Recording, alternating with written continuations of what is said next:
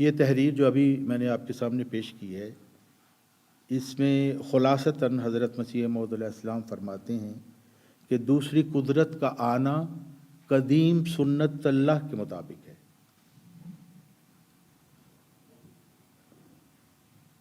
اور اس لیے ممکن نہیں کہ اللہ تعالیٰ اس سنت کو ترک کر دے۔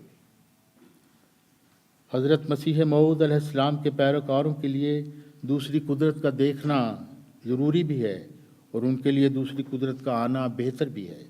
کیونکہ وہ دائمی ہے اور اس کا سلسلہ قیامت تک منقطع نہیں ہوگا۔ آپ نے مزید فرمایا کہ دوسری قدرت آسمان سے ظاہر ہوگی اور آیت استخلاف کے مطابق ہوگی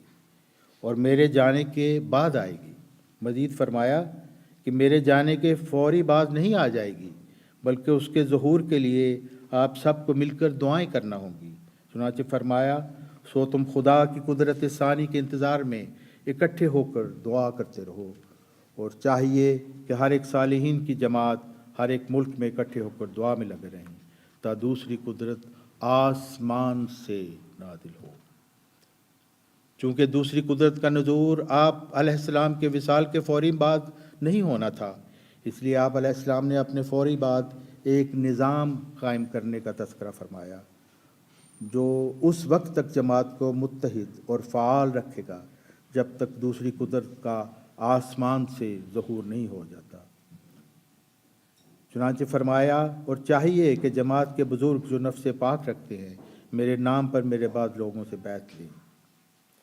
یعنی آپ نے ایک عارضی امامت کا نظام قائم فرمایا اس وقت تک جس نے کام کرنا تھا، جب تک کوئی خدا سے روح القدس پا کر کھڑا نہ ہو۔ حضرت مسیح موعود علیہ السلام کے مطابق آسمان سے آنے والی قدرت ثانیہ کا مظہر یہی شخص ہوگا جو روح القدس پا کر کھڑا ہوگا، اور اسی صفحہ میں مزید تفصیل سے آپ نے بتا دیا کہ قدرت ثانیہ کے مظہر کو کیسے پہچانا جائے گا۔